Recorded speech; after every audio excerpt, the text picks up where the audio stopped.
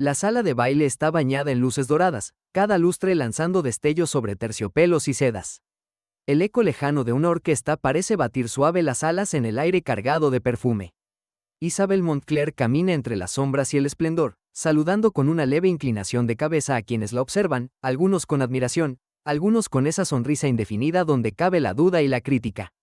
Su vestido de satén aguamarina acaricia el suelo, pero el movimiento de su mano derecha, sutil, va en busca de un objeto frío junto a su pecho, un pequeño relicario de plata, gasto por los años. Su dedo índice lo palpa apenas, un gesto que repite sin pensar cada vez que el mundo se le antoja hostil. Victor Ashcroft, su esposo, impecable y aparentemente afectuoso, le ofrece el brazo. Un grupo de damas a su izquierda, encabezado por la imponente señora Beatrice Thorne, disimula la charla en cuanto ella pasa. No te detengas con ellas, musita Victor, la sonrisa fija. Recuerda, esta noche, eres la anfitriona perfecta. Ni una arruga, ni una palabra de más. Isabel asiente, sintiendo cómo la presión invisible se apoya sobre sus hombros. El salón, poblado de trinos de risa y copas tintineantes, le parece opaco, lejano. Celia Bond, la amiga de toda la vida, se desliza a su lado, rostro dulce, ojos atentos. Isabel, todo el mundo comenta tu elegancia, susurra, ofreciéndole una copa de champán. ¿O acaso brillará aún más tu espíritu que tu vestido esta noche? La falsa calidez de la frase la hace vacilar. ¿Preocupa Celia o consuela? Isabel no sabe, pero una ráfaga de gratitud la envuelve por esa mínima señal de apoyo.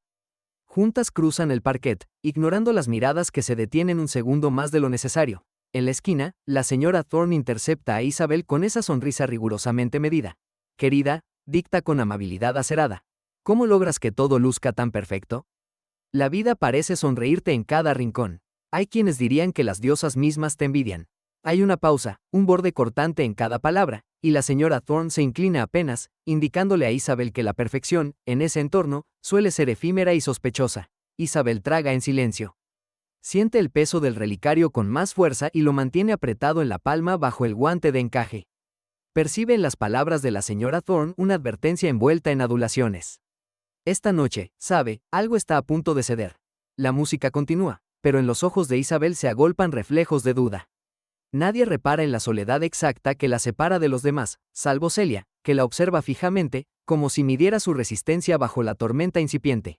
En la mansión, la luz de la mañana filtra un gris deslucido por los vitrales. Isabel se encuentra sentada junto a la ventana, la nostalgia perfumando el aire. Unos golpes discretos sacan su atención del libro que simula leer. Samuel Birch asoma la cabeza, sosteniendo el periódico con gesto pesaroso. Señora. Los muchachos en la calle hablan sin tino, y es mejor que sea usted la primera en saberlo. Le tiende la hoja, y enseguida la tinta negra de los titulares salta a sus ojos. Insidiosas especulaciones, frases ambiguas, la caída de una diosa, lindezas redactadas para humillar. Le cuesta respirar. Atraviesa las columnas con la mirada, buscando el origen del rumor, un nombre, una esperanza de negación. Siente el frío metálico del relicario, colgado ahora sobre el corpiño de lana gris. Su único refugio. Los pasos de Víctor resuenan antes que su voz. ¿Tienes idea de lo que has provocado? Si sea él, sin ocultar el hastío. ¿Sabes siquiera quién te ha visto, con quién han hablado?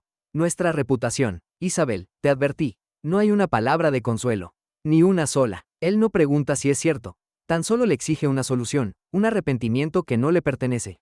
Los lirios de la fama son frágiles, musita Celia, acercándose para sentarse junto a ella en el diván. La gente inventa historias. No dejes que te lastimen. ¿Sabes cuánto te aprecio? Isabel la interrumpe, la voz atrapada entre el temblor y la rabia. Celia, dime la verdad. ¿Has oído algo antes de ahora? ¿De dónde viene esto? Celia oscila entre el consuelo y la evasión. Créeme, si supiera algo, lo diría. Estoy aquí para ti, Isabel. No dejes que el veneno se te cuele al alma. Vamos, tómate un respiro. Si lo ignoras, el viento lo llevará lejos. La promesa es frágil. Parece más un consejo interesado que una preocupación real. Isabel baja la mirada. Samuel observa en la distancia con una mezcla de ternura y desasosiego, el papel arrugado en su mano. Un golpe sosegado corta el aire. En la puerta, la señora Thorne entra, su silueta imponente. Su tono apenas dulzura, pero su juicio es inapelable. Así que, Isabel, los susurros vuelan rápido en esta ciudad. No será fácil limpiar esas manchas. Pero las verdaderas damas saben rendirse con dignidad. Recuerda, la paciencia no salva a quien ya está sentenciada. Isabel no responde. Aguanta los ojos vidriosos, la garganta trabada. La señora Thorne sale. Se lleva consigo el aire, la comprensión y, por un momento, toda esperanza. Detrás, Celia le aprieta la mano, tan fría como la plata enterrada en el relicario. El silencio pesa más que el rumor. Solo Samuel, en un rincón, parece captar que la herida es mucho más honda de lo que anuncian las columnas de chismes. Víctor camina rápido por el corredor en penumbra. Su mirada, vigilante, recorre ambos lados antes de abrir discretamente la puerta del despacho. Dentro, Celia espera junto al ventanal, los guantes en la mano, nerviosa. Debemos acelerar el proceso, Víctor, murmura ella. Lo de hoy ha encendido a toda la ciudad. Cuanto antes prepares los papeles, mejor. No habrá marcha atrás. Víctor asiente, ojos fijos en la sombra de su reflejo en el vidrio. Nadie debe sospechar nuestra alianza. Tú sigue fingiendo lealtad ante Isabel. Yo me encargaré de que las pruebas apunten solo en su contra. Celia baja la voz, ni una palabra fuera de lugar. Haré llegar los documentos. Cuando todo esté listo, será cuestión de días. Un farol en la calle ilumina fugazmente el perfil de Samuel, que cruza por el pasillo contiguo y, al escuchar los nombres, se detiene en seco. No ve el rostro de Víctor, pero reconoce la voz tensa, la amenaza de conjuras no dichas. Anota mentalmente el peligro. Por primera vez duda de Celia. Mientras tanto, arriba, en el dormitorio, Isabel rebusca sin rumbo en el cofre de marquetería sobre el tocador. El relicario resplandece bajo el último hilo de sol, y, al palparlo, nota una anomalía. Una hendidura invisible hasta ahora, un minúsculo resorte en la parte posterior. Con los dedos temblorosos, tantea la pequeña muesca, el corazón trotándole en el pecho. El compartimiento cede apenas, dejando entrever algo más que recuerdos. Un secreto agazapado que podría cambiarlo todo. Isabel retiene la respiración. El silencio le parece más elocuente que cualquier escándalo. Afuera, la ciudad sigue murmurando, pero en su interior, ya se ha encendido el primer destello de una sospecha inevitable. El silencio pesaba en el aire cuando Isabel regresó, sola, al vestidor contiguo a su dormitorio. El eco de risas lejanas y pasos en el pasillo contrastaban cruelmente con el caos que la aguardaba. Apenas abrió la puerta, sus zapatos pisaron un abanico caído, la seda rasgada, las varillas astilladas. El mobiliario, normalmente pulcro, se veía manchado de desorden. Cajones abiertos de par en par, ropas finas colgando ridículamente de patas de sillas, papeles desparramados, algunos con su propia letra, otros sin identificar. El corazón de Isabel latió con una furia contenida, mezcla de miedo y desamparo. Se agachó, buscando instintivamente aquel objeto siempre cercano, el relicario de plata, ese pequeño óvalo frío con sus iniciales inscriptas. Tardó unos segundos en hallarlo, bajo una almohada que alguien había movido. Al alzarlo, notó algo insólito. El broche, torpemente forzado, no ajustaba bien. Lo giró entre sus dedos, la bisagra estaba mellada, y en el reverso, apenas perceptible, una leve marca de uñas. El compartimiento secreto debía estar cerrado, pero en ese momento titilaba levemente abierto. Un sollozo ahogado la sacudió de sus pensamientos. En el umbral, una figura discreta, vestida de luto sencillo, la observaba con compasión. Era la señora Eva Calder, hasta ese momento apenas una presencia amable entre el personal, pero con un temple en la mirada que desarmaba a Isabel. Señora Montclair, musitó con voz grave, siempre respetuosa. He oído ruidos, vi luz desde el pasillo. ¿Permite que la ayude? Isabel, anulada por el desorden, asintió mientras recogía al azar pañuelos, cuadernos, una postal arrugada. Al hacerlo, notó un sobre amarillento recortado, roto por la mitad. Uno de los extremos presentaba, difusa y anónima, una línea en tinta negra. Él ha puesto trampas donde crees que guardas recuerdos. No confíes en lo evidente, ni siquiera en aquellos a quien das la espalda. El resto era ilegible. Isabel miró la letra, su trazo inquieto. No reconocía la caligrafía, pero algo en la urgencia del mensaje, en la advertencia sobre trampas y en la sutil alusión a la traición, erizó su piel. ¿De quién? La pregunta se perdió en el aire. La señora Calder no apremió por respuesta. Se dedicó en cambio a doblar la ropa con orden, recogiendo lo que otros habían tirado con desprecio. A veces la noche revela lo que la luz oculta, murmuró, como si dirigiera la frase al vacío más que a Isabel. Aquí entre nosotras, todas las casas grandes esconden ruidos y secretos. Si señora necesita resguardarse, solo dígamelo. Isabel reconoció un remolino de sensaciones. Miedo, sí, pero también una enigmática gratitud. Esperó, esperando que alguna certeza la salvara. Pero lo único tangible era la frialdad del relicario entre sus dedos, y el peso de la carta truncada. La habitación, lentamente, fue recuperando un silencio apenas quebrado por el roce de los objetos al ser restituidos. Ninguna explicación llegaba, solo la empatía muda entre dos mujeres, compartiendo en la penumbra el peso de lo que aún no podía decirse en voz alta. Al romper el alba, la mansión Ashcroft pareció respirar distinta. En la sala principal, donde los tapices cubrían grietas y los relojes marcaban impasibles el paso del decoro, la atmósfera se tensaba bajo susurros y el brillo glacial de las miradas. Víctor esperaba de pie, el aplomo en la espalda recta, la impaciencia en la mueca. Unos pasos más atrás, Celia, rubia y pálida, las manos trenzadas, rigurosamente silenciosa. Cerca, la señora Beatrice Thorne deslizaba los labios en un rictus. No hacía falta que hablara, su mirada dictaba sentencia. Isabel descendió las escaleras, la frente alta forzada como una máscara. Samuel, desde la entrada, se mantenía discreto, los ojos apartados pero alerta. La voz de Víctor quebró el murmullo general, sonora pero fría. Señoras, caballeros. Me veo en la obligación de velar por la integridad de mi nombre, y por el decoro de quienes bajo este techo moran. Presentó unos papeles. Sus bordes estaban arrugados, como si hubieran sido manipulados con apremio. Los dejó sobre el mármol de la consola central. Han llegado a mis manos, prosiguió, mirándola fijamente, pruebas de infidelidad y manejo fraudulento de recursos. Mi deber es no silenciar faltas tan graves. Un repentino rumor. Las invitadas suspiraron. Celia miró al suelo, la culpa disfrazada de dolor. Isabel se mantuvo en pie, aunque la sangre le zumbaba en la sien. Sabía que esos documentos eran burdas falsificaciones, pero la firma, su supuesta firma, aparecía al pie de una carta de amor comprometedora, de un recibo adulterado. La señora Thorne acercó su figura enjuta. Sin levantar la voz sentenció: en casos así, la sociedad no tiene piedad. Ha cruzado límites, señora Montclair. Debe abandonar esta casa y la ciudad. No se tolerará la mancha de su presencia.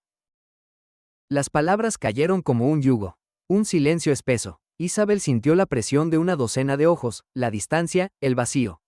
Apretó el relicario en su palma, como si de ahí fuera a brotar alguna defensa invisible. Notó la fragancia agria de los tulipanes marchitos sobre la mesa. Nunca volverían a perfumar para ella. Intentó hablar, explicar, suplicar, mostrar la carta fragmentada como débil escudo. Pero nadie escuchaba, ni siquiera Celia, cuya lealtad se había esfumado sin dejar huella. Los criados evitaban sus miradas. La condena era total, absoluta, pública. Solo Samuel se atrevió a moverse. Con ternura discreta, recogió su equipaje, un par de baúles apilados, y la miró con una dignidad muda. Mi carreta la espera, señora. Hay rutas más seguras por el norte, si se atreve a confiar en mí. Isabel quería una palabra de consuelo, aunque fuera de Celia, que evitaba su mirada, atenazada por la culpa o el miedo, pero ninguna llegó. Todo lo que había poseído, todos los salones y amigos, se convertían en niebla impasible tras sus pasos. Al salir, unas gotas de lluvia comenzaron a golpear los escalones de mármol. Isabel caminó con resolución, al menos esa le quedaba, clavada al suelo por cada pérdida. En la mano, pegado al corazón, el fragmento de carta y el relicario abierto. Ambos eran todo lo que podía llevarse ahora. Samuel le tendió la mano, no para guiarla, sino para mostrarle que aún existía, entre tantos juicios, la honestidad callada. Con cada sacudida del carruaje al alejarse de la mansión, Isabel sintió una parte de sí desplomarse. La ciudad, antes promesa y refugio, se alejaba en sombras. Al doblar la última esquina del parque Ashcroft, Isabel se permitió mirar atrás solo una vez. No vio rostros, solo ventanas cerradas y luces que se extinguían. Se apretó la carta y el relicario al pecho. No quedaba nada de lo que fue, salvo el miedo y la silenciosa determinación de no dejarse aniquilar. La lluvia arreció cuando el carruaje tomó rumbo al campo. Así lluviosa y rota empieza el exilio, pensó Isabel.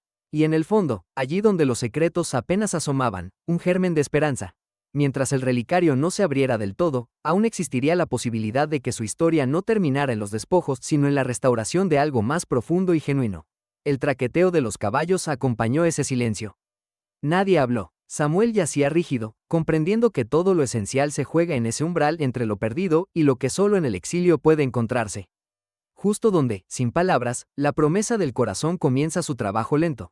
Reconstruir lo quebrado, probando dónde nace y renace la dignidad verdadera. La brisa de la mañana apenas mueve las cortinas de la habitación que Isabel ocupa, perfumada por las lilas que crecen tras el ventanal. Lleva ya varios días en la casa de la señora Calder, sumida en una rutina silenciosa de labores sencillas. Ayudar con el huerto, doblar sábanas raídas bajo la orientación amable de la matrona, lavar el polvo de la memoria con las manos hundidas en agua tibia y jabón. Nadie la obliga a hablar. La tranquilidad del campo se siente protectora pero también extraña, como si fuera un velo entre ella y la vida anterior. Isabel se convierte en una silueta callada bajo el sol de la mañana, su figura curvada sobre un parterre de hortensias, el relicario de plata descansando siempre contra su pecho. Samuel, infatigable, la sigue con la mirada desde la distancia, silencioso guardián entre establos y veredas. No necesita palabras para transmitir lealtad. Basta la firmeza de su mirada cada vez que Isabel tropieza con las sombras de su pasado. En ese ambiente de recogimiento, la llegada de Nathaniel Hart irrumpe como una nota inesperada.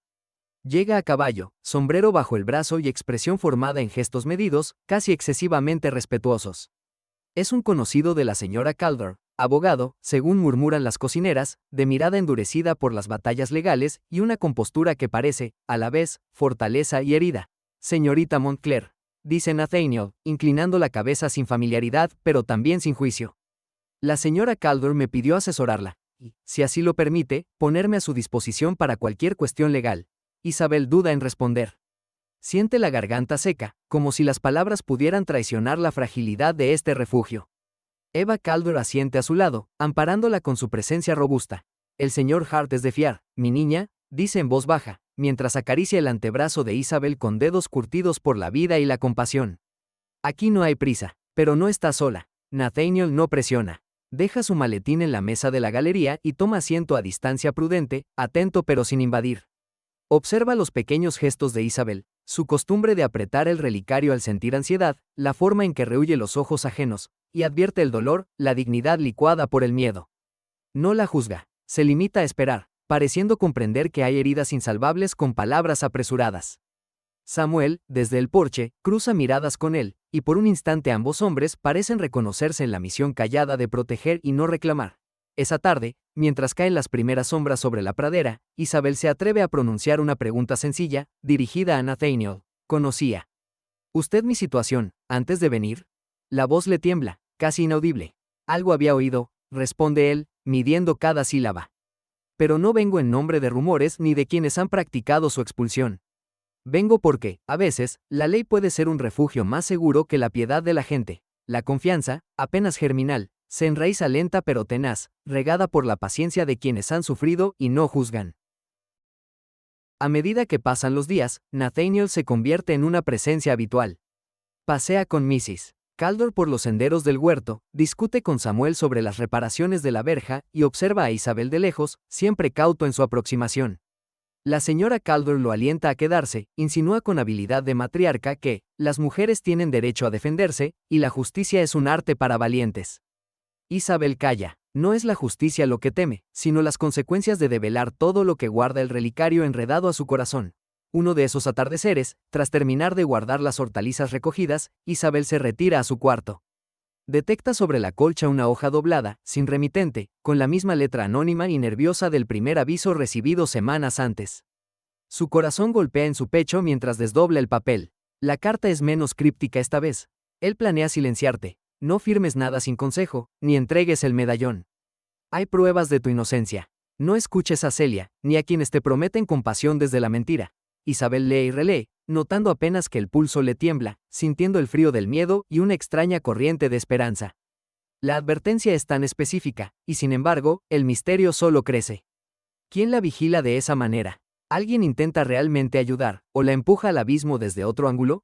Al día siguiente, mientras la brisa del río recorre la galería, Nathaniel se le acerca, voz baja y ojos esquivos, para no asustarla. He visto que ha recibido otra carta. Le preocupa confiar en alguien. Isabel lo mira fijamente, calibrando la sombra de duda en sus palabras. No sé si aún puedo confiar, ni siquiera en mi buen juicio. Demasiadas traiciones y demasiados consejos. Nathaniel asiente, su rostro se tensa por un instante. A veces, la persona más inesperada es quien guarda la verdad. Y la verdad, señorita Montclair, tiene la costumbre de encontrar salida aunque todo parezca sellado. Isabel percibe el subtexto, una suerte de promesa velada. Se pregunta si Nathaniel sabrá más de lo que aparenta. Observa el modo en que mira el relicario, como si supiera que es algo más que un adorno sentimental. Aunque la certidumbre sigue lejos, una leve chispa de confianza se insinúa, el primer destello tras el apagón de la duda.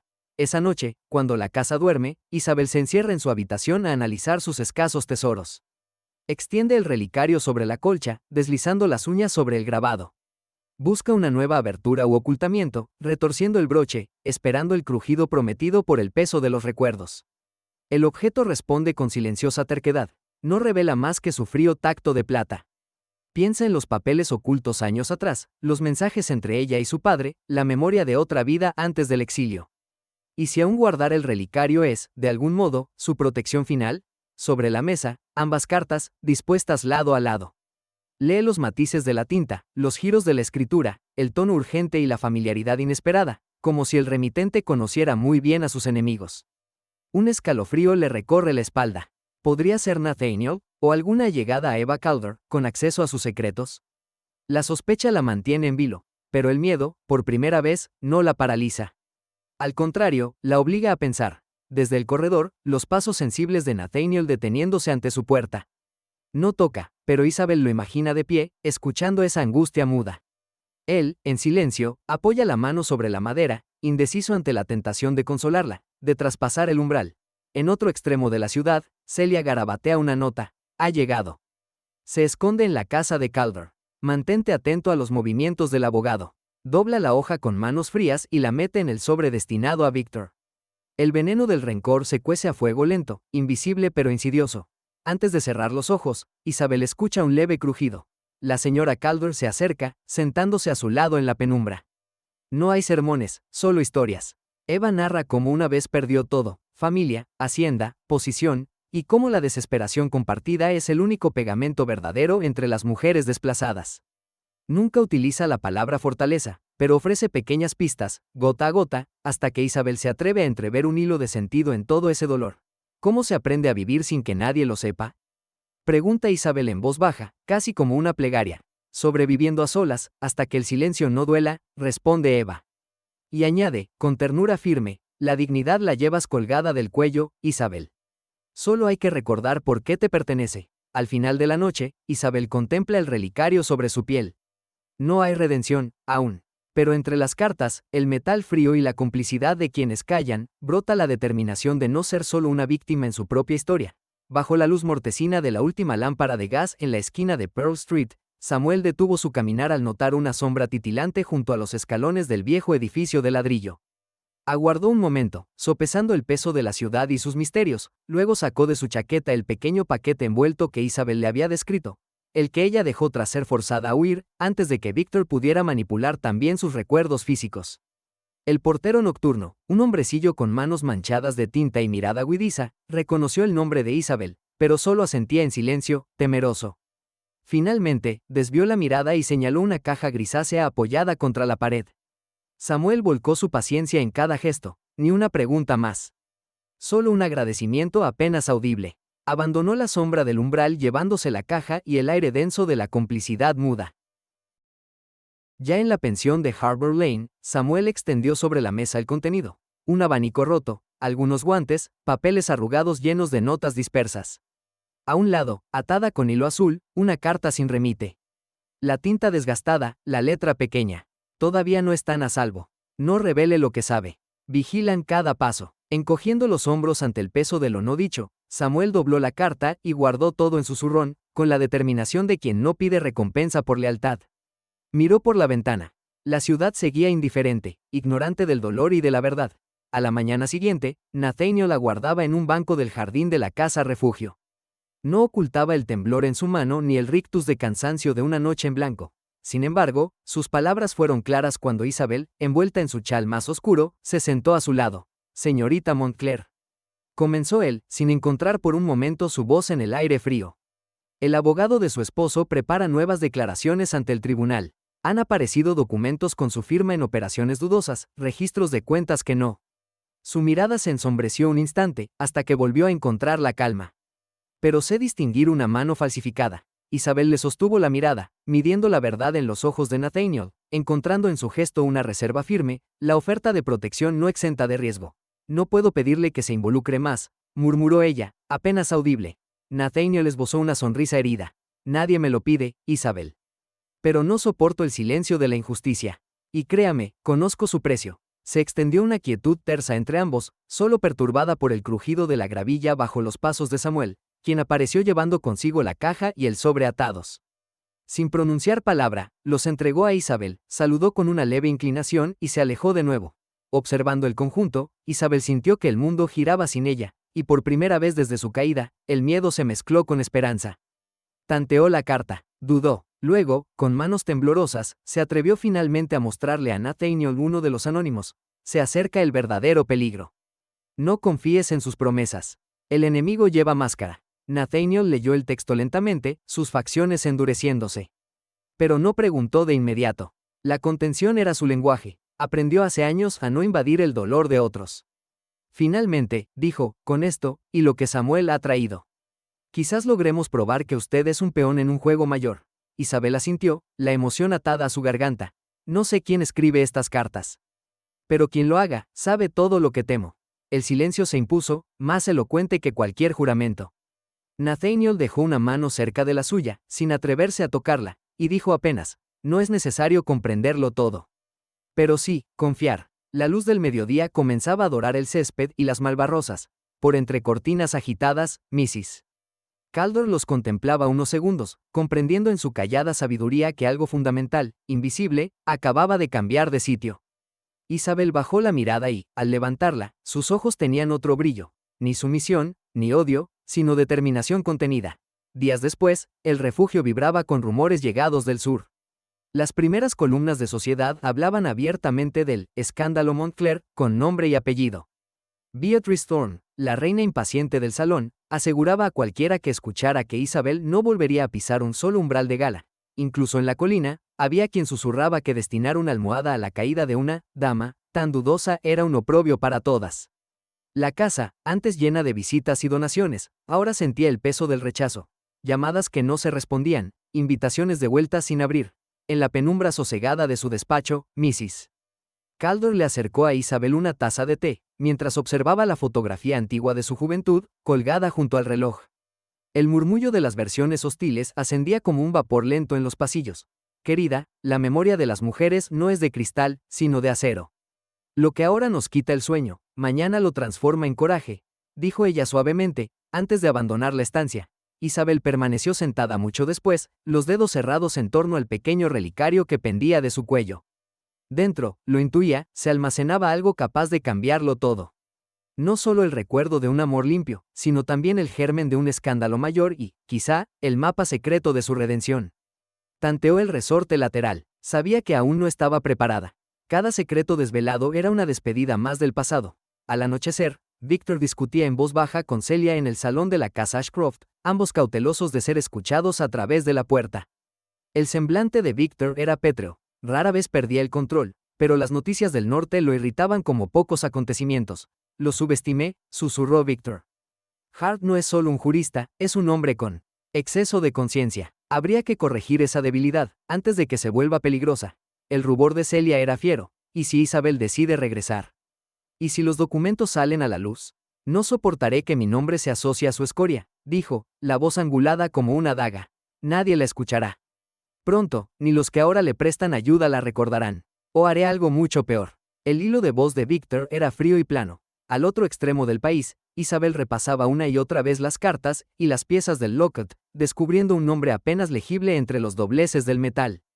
No bastaba todavía. Necesitaba pruebas completas, una narrativa que devolviera su nombre y esperanza a través del mismo tribunal que la condenó. Antes de dormir, se acercó a Nathaniel. Su voz, humedecida de incertidumbre y fuerza, le llevó la promesa más arriesgada de su vida. Lo he decidido. Regresaré a Nueva York. No me esconderé más. Pero no lo haré todavía, no hasta que halle todas las pruebas, susurró, sin mirar al hombre a su lado. Nathaniel sostuvo el silencio con ella. Por fin, cuando sus caminos se separaron en el pasillo, él pronunció una sola palabra. Valor. Sin apretón de manos, sin promesas. Solo la pérdida tranquila de la ilusión de seguridad, reemplazada por la intemperie de la verdad. Mientras, afuera, la bruma ascendía por el río, y una nueva carta anónima, sin abrir, aguardaba junto a la puerta. El peor peligro aún no ha comenzado. Mire dentro del tiempo. El pasado nunca perdona. En la calma aparente de la noche rural, cada corazón velaba sus fantasmas, y el alba presagiaba una batalla de soledades, donde nadie saldría ileso. Nada más bajar del tren, el aire de Nueva York parece oprimido, una presencia hostil que Isabel siente rozándole la piel aún antes de salir de la estación. Nathaniel camina a su lado, las manos firmes y el rostro impenetrable, atento a cualquier movimiento. La ciudad ha cambiado de rostro. Los rostros que Isabel conoce se vuelven hacia ella con un destello entre la compasión y el desprecio, y la murmuración de las damas es una alfombra sonora bajo sus pasos. La marquesina del Astor House Hotel brilla en la distancia, pero no es refugio, sino escenario de su caída. A cada cuadra, los ojos inquisitivos de la sociedad parecen pesar toneladas. Nathaniel toca el codo de Isabel, y ella apenas logra sostener la mirada en alto. Le habla en voz baja, firme. No dejes que ellos decidan quién eres, Isabel. Todavía no, pero incluso su voz suena premonitoria, la duda es una sombra en el borde de cada palabra. Mientras tanto, en una callejuela discreta, Samuel se acerca a la mansión Ashcroft con la cabeza baja, evitando al mayordomo y a los criados, que apenas le dejan pasar un instante a la sala de Isabel. Dentro, la habitación está devastada. Ropa en cajas, pertenencias apiladas, una vida reducida a bultos y baúles. Samuel mueve un espejo que parece fuera de lugar y halla escondido bajo una losa suelta un pequeño cuaderno. El papel es grueso, cubierto con la misma caligrafía temblorosa que él reconoce de los libros de cuentas. Una hoja está arrancada a medias, números tachados, nombres falsos, pagos a empresas inexistentes. Un fragmento de verdad, manchado e incompleto. Lo desliza en el bolsillo interior de su chaqueta, mirando atrás, sabiendo que lo han visto rebuscando. Sale a paso apresurado, sintiendo por primera vez una verdadera amenaza. Mientras Samuel huye de la casa, Nathaniel y Isabel llegan a una pequeña oficina oculta tras la librería de un conocido. Nathaniel extiende sobre la mesa las cartas anónimas que ha ido desentrañando durante semanas. Isabel las observa, las manos le tiemblan casi imperceptiblemente. ¿Por qué ahora?, pregunta ella, más a sí misma que a él. Nathaniel separa dos hojas, señala un giro de frase, una referencia demasiado precisa. Al emparejar un fragmento con otro, su voz contiene la tensión que lo atraviesa. Estos avisos usan datos que solo alguien dentro de los Ashcroft habría conocido. Hay referencias a cuentas cifradas que solo el propietario y sus contables manejaban. Nathaniel calla un momento. El peso de la implicación va haciéndose presente entre ambos. Todo esto apunta a movimientos ilegales. Y el lenguaje. Creo que los escribió alguien que deseaba protegerte, no incriminarte. La respiración de Isabel se detiene un instante. ¿Y si no importa?, susurra. Si todo se ha dispuesto para mi condena, da igual quién intente salvarme. El silencio entre ambos es una grieta irreparable. Se ha perdido mucho, quizá demasiado. Cuando Samuel irrumpe en la estancia, sudoroso, les entrega el trozo de libro contable. Nathaniel apenas contiene la emoción. Esto puede cambiarlo todo. Si logramos demostrar que los fondos que acusan a Isabel de robar nunca llegaron a sus manos. Pero Samuel niega con amargura. A menos que lo completo aparezca, esto solo demuestra que alguien quiso ocultar información. Podrían acusarla de manipular las pruebas. Isabel toma el fragmento, lee los nombres falsos. Sus dedos se cierran en torno al papel como si fuera vidrio caliente. Nadie en la habitación lo dice en voz alta, pero todos entienden. Ahora los peligros son dobles. Uno es la verdad, el otro la manera en que esa verdad puede ser torcida. Al día siguiente, el vestíbulo del tribunal está atestado. Mrs. Thorne, vestida con terciopelo negro, erige una muralla de damas tras ella. Los murmullos se apagan cuando Isabel entra. El fiscal la estudia con indiferencia, mientras una risa helada se escapa de los labios de Celia Bond, sentada junto a Victor Ashcroft. La distancia entre ese banco y el suyo parece insalvable, un golpe de masa. Comienza el juicio. El fiscal señala a Isabel. Señora Montclair, ¿podría explicar el origen de las transferencias financieras encontradas en sus cuentas? La pregunta no es inocente. La trampa está tendida. Isabel siente que toda la ciudad contiene el aliento. Su voz apenas es un hilo. Jamás recibí dinero alguno. Todo ingreso estaba firmado por el contable del señor Ashcroft. Él se interrumpe, la mirada clavada en sus manos. En la mesa, el medallón de plata que siempre lleva en el cuello ha sido colocado como posible evidencia. Brilla, frágil, sobre la madera, como si pudiera romperse bajo un suspiro. Nathaniel interviene. Objeción, hay inconsistencias en los documentos enviados por la parte denunciante. Solicito revisión forense de las firmas y rastreo de los cheques. Pero el juez lo mira con distancia. La balanza ya parece volcada. Luego llaman a declarar a Victor. Finge aflicción. Lamento profundamente que mi esposa haya cedido a la tentación, pero los libros no mienten. No deseo su ruina, quiero justicia. Celia sube al estrado. Su testimonio es suave, casi maternal, entrelazado de mentiras. Isabel disfrutaba de una vida lujosa. A veces, la escuché jactarse de sus logros financieros. Yo confié demasiado. Cada palabra es una astilla que se clava en Isabel. El público asiente, un rumor de conformidad recorre la sala. Nathaniel no aparta la mirada del fiscal. Durante un cruce de preguntas, insinúa que la conexión entre los documentos y las cuentas personales de Isabel es demasiado perfecta, una falsificación reluciente. Presenta 2 de las cartas anónimas. El fiscal las toma con guantes, las lee. Estas advertencias, de autor desconocido. ¿Reconoce la letra, señora Montclair? Isabel toma las cartas. Un temblor, una ráfaga fría. Las letras tienen algo familiar que no logra precisar. El fiscal insiste. El medallón, por favor. Un ayudante toma el locket de la mesa, abriéndolo bajo la luz. Dentro, el compartimento secreto. Lucen 2 pequeños papeles. Uno, un retazo de la misma escritura que Samuel halló en la mansión. El juez examina el medallón, lo encierra en un sobre como prueba. El vacío del instante es terrible. Le han quitado lo último intacto de sí misma. Cuando, horas después, el juez permite que le devuelvan el locket, Isabel lo sostiene largo rato, fija la vista en su reflejo desdibujado. Sabe cuánto más pueden arrebatarle. Todo y nada. Nathaniel le habla en voz baja. Si la sala accede a autenticar estas cartas, podríamos demostrar que la acusación se sostiene sobre documentos manipulados. Isabel aprieta el medallón contra el pecho. La esperanza es una llaga que no se atreve a tocar. Afuera, la ciudad ya ha dictado su sentencia sobre ella. Ningún testimonio en su favor logra callar la constelación de rumores, las miradas que pesan y hieren más que cualquier palabra. En el pasillo del tribunal, Mrs.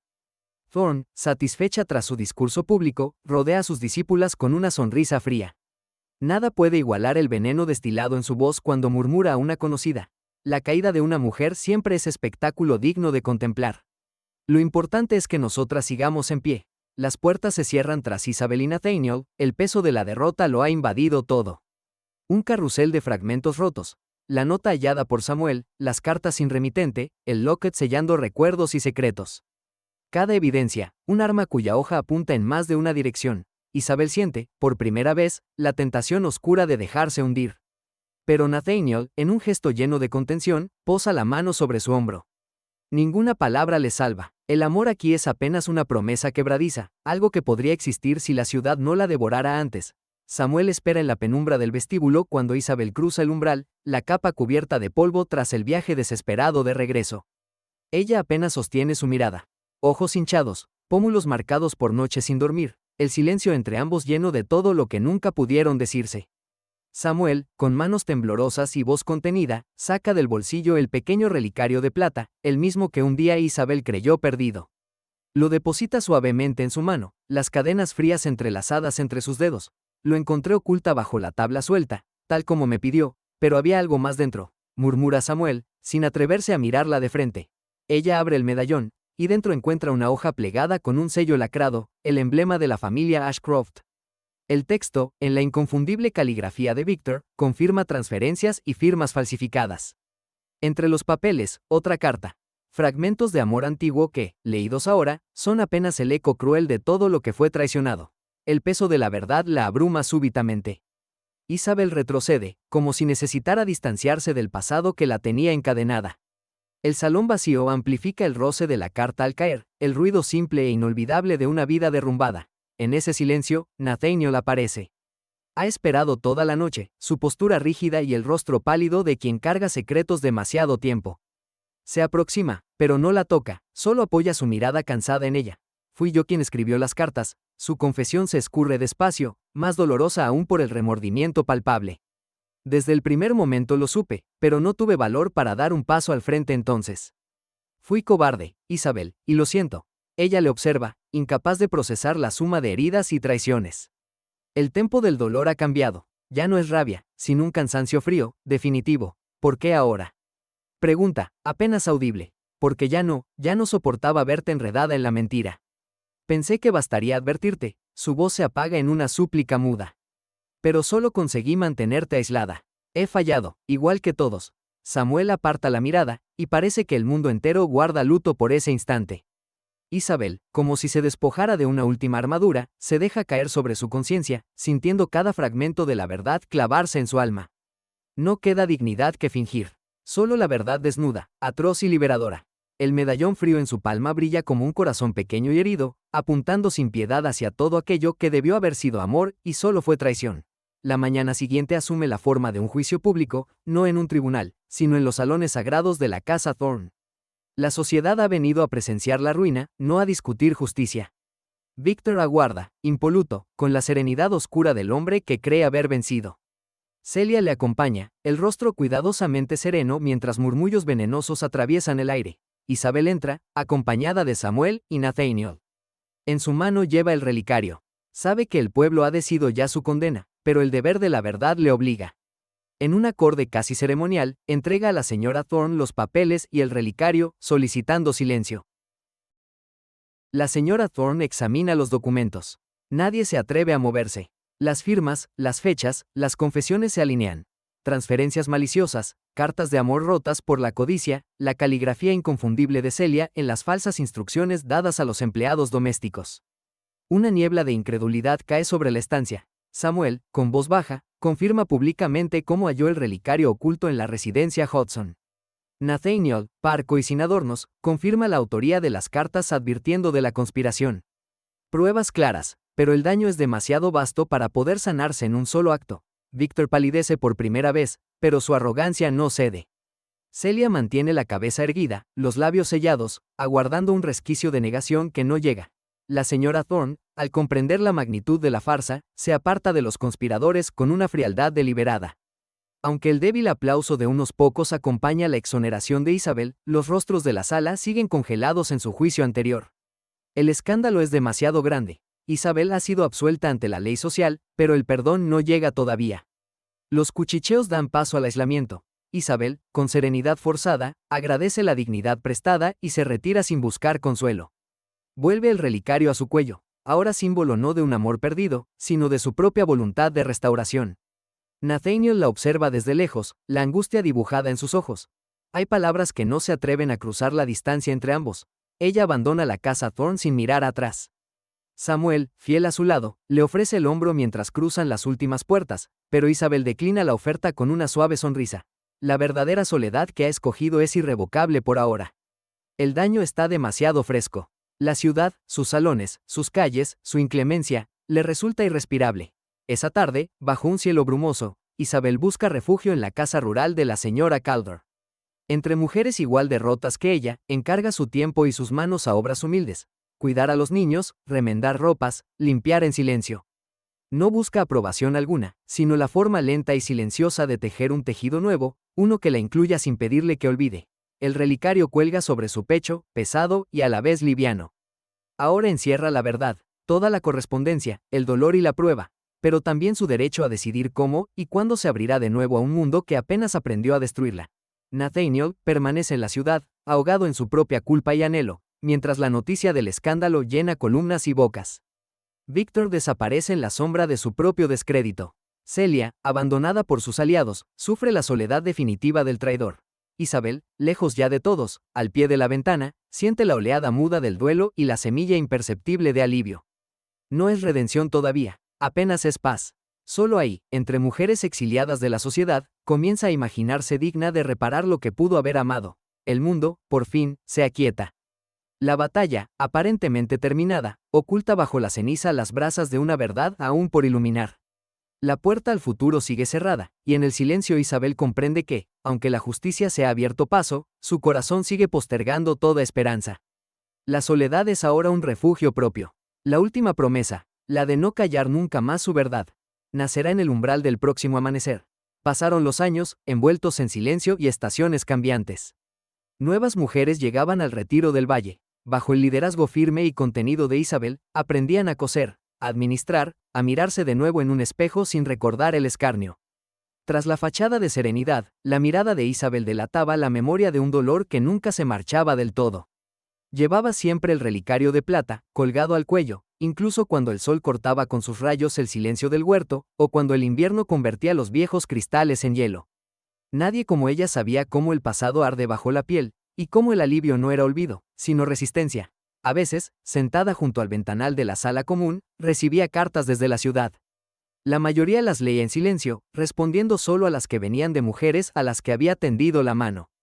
Cartas de Victor, o de Celia, si es que las habían enviado, probablemente terminaron en algún arroyo, junto con el recuerdo de todo lo que le arrebataron. Solo guardaba una pequeña caja de madera. Ahí, entre sus pertenencias más queridas, reposaban unas hojas dobladas y amarillentas, las advertencias anónimas que años atrás intentaron salvarla sin lograrlo. Nathaniel Hart había dejado el valle hacía mucho. La última vez que lo vio, fue de perfil en la niebla matinal, su figura alejándose desde lo alto del portón de hierro, palabras no pronunciadas vibrando aún entre ellos. Desde entonces, Isabel supo que el deseo y la soledad podían sostenerse el uno al otro mientras fuera necesario.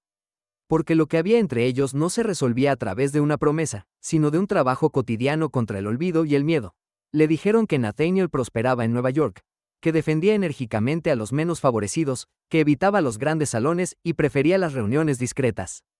Pero en las noches insomnes, la imagen del relicario surgía en su mente. El tacto frío del metal, las palabras nunca leídas que Isabel había guardado para sí. Ese vacío era la distancia entre querer y poder volver. Un atardecer, Isabel sintió la presencia de Eva Calder a su lado, compartiendo el crepitar discreto de la chimenea. Tu vida ha cambiado tanto como el jardín bajo tu mano, murmuró la señora Calder, acariciando suavemente la trenza gris que caía sobre su hombro. Pero hay inviernos que no terminan si uno no los enfrenta de frente. Isabel asintió sin hablar. El tiempo no había borrado la duda ni el temblor de unas palabras que esperaba, quizá en vano.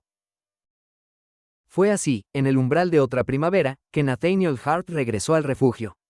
No entró con paso firme, sino al borde del titubeo, como quien carga con demasiado arrepentimiento. Era más delgado, y sus ojos parecían contener todo el cansancio de un hombre que ha querido ser íntegro en un mundo sin justicia. Se encontraron junto al sendero de los sauces. El aire olía a tierra húmeda, y los brotes insistentes trazaban futuras promesas en cada rama. He permanecido lejos, Isabel, empezó Nathaniel, la voz buscando esperanza donde solo había memoria. Creí que el tiempo y tu empeño debían cicatrizar primero, que mi sombra podía aún hacer más daño, pero Isabel no retrocedió. Sostenía entre los dedos el relicario, la plata empañada por tantos años de preguntas. No deberías haber regresado esperando perdón, susurró ella, sin rencor, solo con la fatiga de quien ha sobrevivido. Lo más valioso que aprendí aquí es a vivir sin esperar que el mundo enmiende sus errores. Nathaniel bajó la mirada. Los sonidos remotos del trabajo en el campo cruzaban la brisa. Te quise proteger, se atrevió a decir. Solo sabía mandar advertencias desde la sombra. Fui cobarde, incapaz de enfrentar a Victor o de arrojar tu nombre limpio ante su difamación. Isabel se permitió un breve silencio. Sabía que aquel hombre enfrentaba sus límites, como ella los suyos. Levantó el relicario y, sujetándolo frente a ambos, lo abrió por primera vez en años. Dentro, además de la vieja miniatura, estaba el pequeño compartimento, apenas visible para ojos ajenos. Aquí guardé todo lo que no podía entender, dijo, mostrando los fragmentos de papel doblados. Las cartas, las pruebas que años atrás solo supieron hacerme dudar de mi propio juicio. Me aferré a esto cuando no tenía nada más. Cuando la propia dignidad pesaba demasiado. La voz de Eva Calder se hizo notar con el temple amable de quien ya ha visto todo. El perdón, Isabel, no es un regalo para quien lo pide. Es una ofrenda para quien lo ha perdido todo, incluso la esperanza. Pregúntate qué queda cuando la herida se ha hecho costumbre. Hubo lágrimas, pero Isabel no permitió que le quebraran el gesto. Nathaniel la miraba como si súbitamente entendiese la magnitud de lo que juntos habían dejado atrás. Pero la decisión aún quedaba suspendida en el aire, insatisfecha. Días después, Isabel decidió convocar una reunión pública en la vieja iglesia del pueblo. Invitó a las mujeres que habían pasado por su refugio, a algunas autoridades rurales, a vecinos que nunca supieron cómo conciliar el rumor con la verdad. Eva Calder tomó lugar a su lado, Nathaniel permanecía al fondo, ajeno al bullicio. Cuando todos se sentaron, Isabel se puso en pie, sosteniendo con temblor deliberado el relicario abierto. Durante años, mi nombre fue sinónimo de humillación, comenzó, la voz más firme con cada palabra. Fui expulsada, señalada, juzgada sin proceso. Todo por el trabajo en la sombra de quienes debieron protegerme. Los murmullos se replegaron en la penumbra.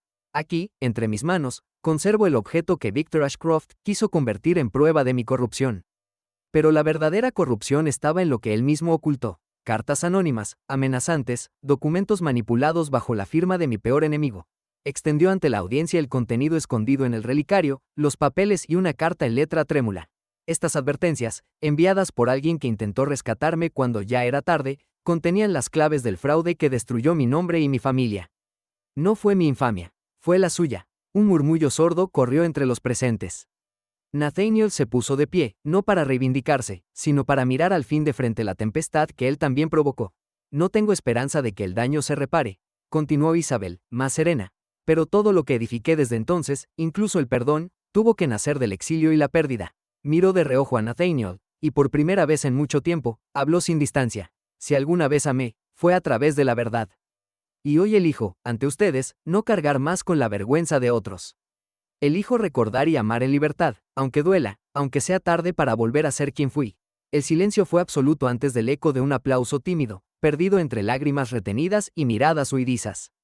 Nathaniel se acercó hasta ella, no tocándola aún, pero quedándolo bastante cerca como para que los ojos, los suyos y los de Isabel, se llenaran de todo lo que la justicia apenas empieza a devolverles.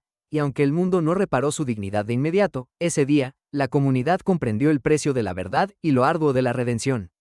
Isabel empezó a reconquistar su nombre, pero solo después de haber renunciado a todo lo anterior, incluso a la idea de que merecía algún resultado feliz.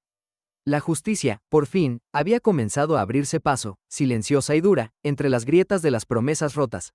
El cielo del Hudson Valley se tiñe de una luz dorada y suave, anunciando un día que traerá promesas de paz. Todo parece distinto, aunque nada ha cambiado esencialmente. La casa principal, antes símbolos de refugio y huida, se ha transformado en hogar y punto de partida para nuevas vidas. El rumor de voces femeninas y risas infantiles nace desde sus corredores, llenando el aire con una energía inevitablemente esperanzada. El jardín, antaño salvaje y silente, florece ahora bajo el cuidado de mujeres que encontraron allí una segunda oportunidad.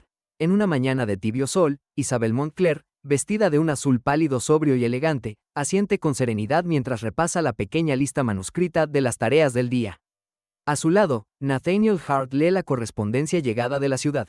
Invitaciones a dar consejo legal, solicitudes de ayuda, cartas que pocos años atrás hubieran transpirado veneno y amenaza, ahora buscan luz y guía. Hoy es un día especial, aunque todo se ha hecho sin fasto ni artificio, como si el mundo les debiera una celebración discreta que solo el corazón pudiera comprender.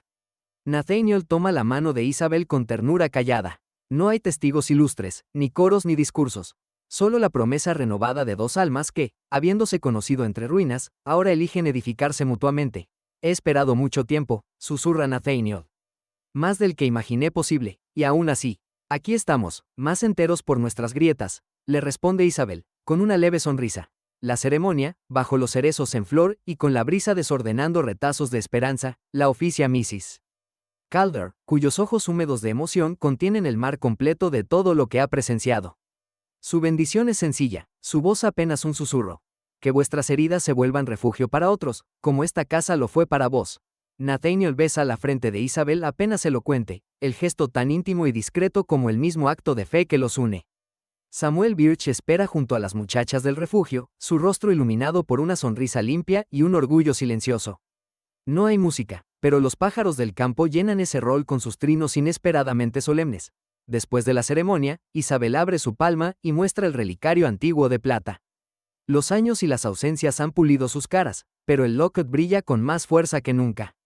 El secreto de su interior, las cartas de amor jamás entregadas, las pruebas irrefutables de engaño y traición, ya ha cumplido su función destructora y a la vez liberadora. Ahora, despojado de secretos, es símbolo vivo de esperanza y renacimiento. Se arrodilla ante una pequeña de cabellos oscuros, ojos grandes y curiosos. Es Lila, rescatada hace meses, cuya historia se repite en ciclo con la suya, pero cuyo futuro, por primera vez, huele a promesa. He descubierto que los objetos solo pesan cuando guardan mentiras, susurra Isabel. Que te pertenezca, Lila. Llénalo de quien seas, no de quien fuiste forzada a ser. La niña, nerviosa pero emocionada, acaricia el relicario con tanto cuidado como si temiera romper el pasado. Isabel sonríe, sintiendo en el pecho una liviandad quieta, la certeza de haber soltado lo último que le unía al dolor. La rutina del refugio sigue. Clases de lectura y matemáticas, bordados, visitas de abogadas y médicas que Isabel invita a orientar a las residentes. Lo sorprendente no es el trabajo constante, sino cuán grande ha crecido la comunidad de aliados. Las antiguas lenguas viperinas de la alta sociedad, ahora, acuden discretamente en busca de consejo. Una tarde, doña Beatrice Thorne, la misma que lideró la lapidación social de Isabel, llega a la verja, tocando la campana con manos temblorosas. Señora Montclair, balbucea, evitando su mirada. Necesito ayuda para mi hija. La audacia del momento lo vuelve casi irreal. Nathaniel observa a Isabel, y en su gesto hay aprobación tranquila, pero la decisión es solo de ella. No hay satisfacción fría en la voz de Isabel, solo madurez. Aquí escuchamos a todas sin juicio. Pase, señora Thorne.